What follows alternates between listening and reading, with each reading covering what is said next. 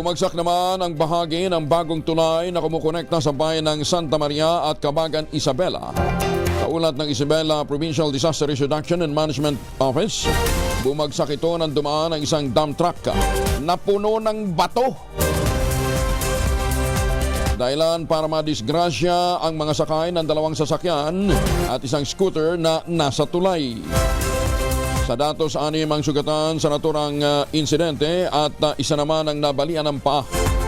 Sa hiwalay na social media post ng Cagayan Provincial Information Office, sinasabing una nang ipinagbawal ang pagdaan ng malalaking sasakyan sa tulay at tanging mga light vehicle o maliliit na sasakyan lamang ang kinakailangan dahil sumasailalim ito sa retrofitting.